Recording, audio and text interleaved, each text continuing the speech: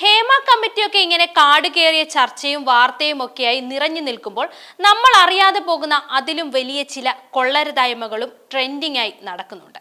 Bank തട്ടിപ്പുകൾ. ഇപ്പോഴിതാ പുതിയ ബാങ്ക് തട്ടിപ്പ് വാർത്ത പുറത്തു വരുന്നു.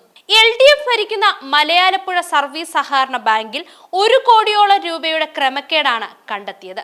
ക്രമക്കേട് കണ്ടെത്തിയതോടെ ബാങ്ക് സെക്രട്ടറി ഷാജിയെ ഭരണസമിതി സസ്പെൻഡ് ചെയ്തു. സഹകരണ വകുപ്പ് കോന്നി അസിസ്റ്റന്റ് രജിസ്ട്രാർക്ക് ഭരണസമിതിയുടെ കത്ത് ലഭിച്ചതായി സ്ഥിരീകരിച്ചു. ക്രമരഹിതമായും വഴിവിട്ട രീതിയിലും കൊടുത്തിട്ടുള്ള വായ്പകളാണ് ഇടുത്തി പോലെ ബാങ്കിനെ ഇപ്പോൾ പ്രതിസന്ധിയിലാക്കിയിരിക്കുന്നത്. പലപ്പോഴായി നടന്നതാണ് ഈ ക്രമക്കേടെങ്കിലും അത് ഭരണസമിതിയുടെ അറിവോടെ തന്നെയായിരുന്നു എന്നാണ് വിവരം. ഒരാഴ്ച മുൻപാണ് സെക്രട്ടറി ഷാജിയെ സസ്പെൻഡ് ചെയ്തത്. ഇതും പരമരഹസ്യമായി വച്ചിരിക്കുകയാണ്. സ്ഥിര നിക്ഷേപത്തിൽ നിന്നും അല്ലാതെയും നിരവധി പേർക്ക് വഴിവിട്ട് വായ്പ നൽകിയത് ഗ്രൂപ്പ് ഓഡിറ്റിംഗിൽ കണ്ടെത്തിയിട്ടുണ്ടെന്നാണ് ഇതുവരെ കിട്ടുന്ന വിവരം. 70 ലക്ഷത്തിന്റെ ക്രമക്കേടാണ് ഇപ്പോൾ കണ്ടെത്തിയിരിക്കുന്നത്. എന്നാൽ അത്രയുമല്ല, 1 കോടിയോളം രൂപയുടെ ക്രമക്കേട് നടന്നിട്ടുണ്ടെന്ന് റിപ്പോർട്ടിൽ പറയുന്നു. കമ്പ്യൂട്ടർ സോഫ്റ്റ്വെയറുകളിൽ വരെ തിരിമറി നടന്നതായാണ് വിവരം. ഇത്ര വലിയ തുകയുടെ ക്രമക്കേട് നടന്നിട്ടും കുറ്റക്കാരനെന്ന് ആരോപിച്ച് സസ്പെൻഡ് നടന്നിട്ടും കൊടുത്തത് ആർക്കെന്ന വിവരം ഇതുവരെയും വ്യക്തമായിട്ടില്ല. ബാങ്കിന്റെ പേരിൽ ആരംഭിച്ച സമത സൂപ്പർ മാർക്കറ്റ് വലിയ നഷ്ടത്തിലായിരുന്നു. ഇത് പിന്നീട് അടച്ചുപൂട്ടുകയും ചെയ്തു.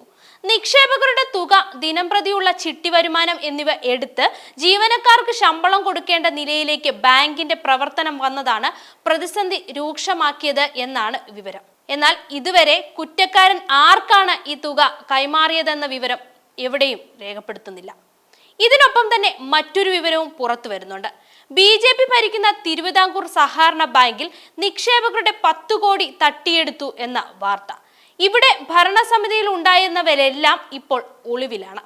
ഇവിടെ എടുത്തു പറയേണ്ട ഒരു വിരോധാഭാസം കൂടിയുണ്ട്. ബാങ്ക് തട്ടിപ്പുകളുടെ എല്ലാം തുടക്കം കരുവന്നൂർ ബാങ്ക് തട്ടിപ്പ് കേസായിരുന്നല്ലോ. രാഷ്ട്രീയ നേതാക്കളും പോലീസ് ഉദ്യോഗസ്ഥരും ബാങ്ക് ജീവനക്കാരും കൈകോർത്ത് നടത്തിയ തട്ടിപ്പെന്ന് വേണം കരുവന്നൂർ ബാങ്ക് തട്ടിപ്പിനെ കുറിച്ച് പറയാൻ. അതായത് കേരളത്തിലെ സഹകരണ മേഖലയുമായി ബന്ധപ്പെട്ട ഏറ്റവും വലിയ ബാങ്ക് കൊള്ളയെന്ന് പേരിട്ട ഒരു കേസ്.